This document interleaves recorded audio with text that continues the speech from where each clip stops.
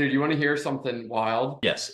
Have I ever told you how I got into hospitality? I don't think so. When I was a kid, I loved like building stuff. My dad can't build anything. My mom was really good because her dad, my grandpa, was good. I was 8, I'd go to the bus stop and my buddy and I would we built this treehouse at the bus stop over the course of like, Love you that. know, the school year. I remember taking my buzz saw and like hit it at the tree and we ran an extension cord from his house. And then when I was in high school, my friends and I wanted to build like a tiny house in my backyard. And so we built this 10 by 7 shed.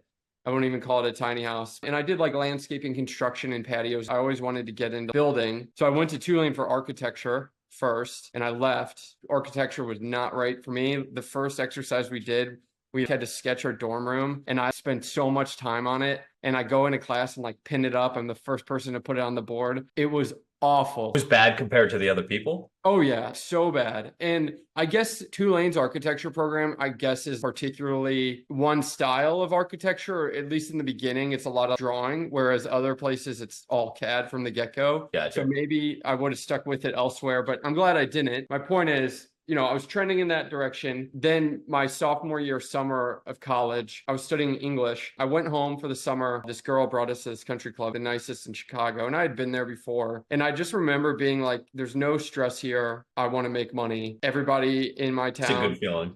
Yeah, but I'm sure the families that were there behind the scenes have their own laundry list of shit. But Always. at least they don't have the money stress, which I had growing up. So I was like, fuck it. I'm going finance. I added economics and I just started heads down going nuts. Basically, that year, this guy in my fraternity had an internship at this real estate development firm. And he's like, I'm leaving this internship for the spring. I got a different one. Like he put in our group chat. If anyone wants it, it's up for grabs. And I grabbed it. It was for a small developer.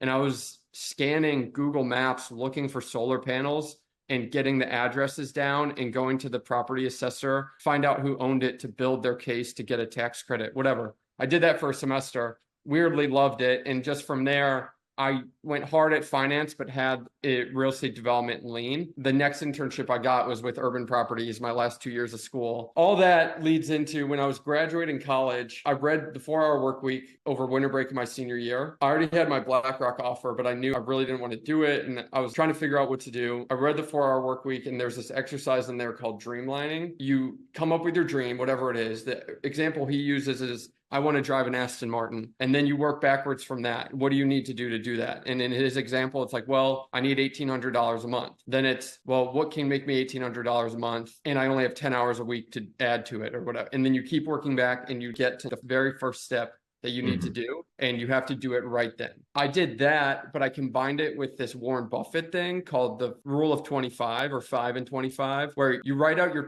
top 25 goals of your life at that moment. And you whittle it down to 5 and you throw the rest out. This is really important. You have to just get rid of everything else completely. So I did that and I did. And you elected to keep all 25. No, I did Yeah. 5, man. I whittled it down and I did the dreamlining for the 5 of them. Right. Yeah. A few of them were like live in my truck for the summer, start an e-commerce business. But I was thinking bigger picture too. What do I want to do with my life? I remembered the experience at the country club. I want to make money. I know finance is a good way to do it, but I don't want to do just like the straight up finance slog, investment banking, private equity, whatever. And I was like, well, I've always loved building and designing and I fucking love travel. I just left the country for the first time. Shortly before that, I went to Vietnam and it like blew my mind. Like 6 months before I read this book. And so I sat there, I was like, all right, what can I do? I was like, travel agent, thinking, general contractor. Basically, at that time, I thought it was going to be like hostel development, actually, because I enjoyed like traveling in Yeah, hostels. right. Yeah.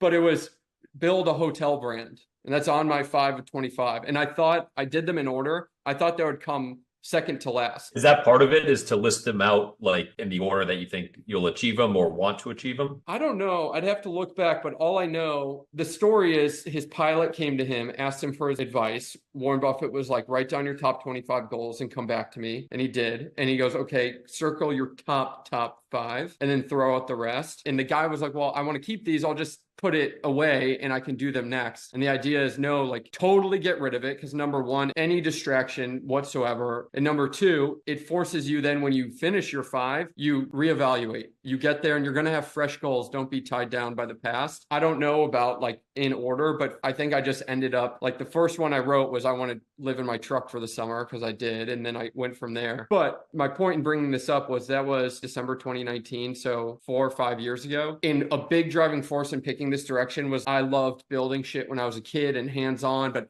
I didn't want to be a contractor. I thought I could make more money doing something else. I finally, 4 or 5 years later, I'm like on site doing like the thing. And I forgot that this was even a part of it. And it doesn't even feel real. I'm going back and forth the Sherwin-Williams and I'm getting paint, I'm painting. And the whole time I'm feeling like I'm fucking around and I need to get back to work.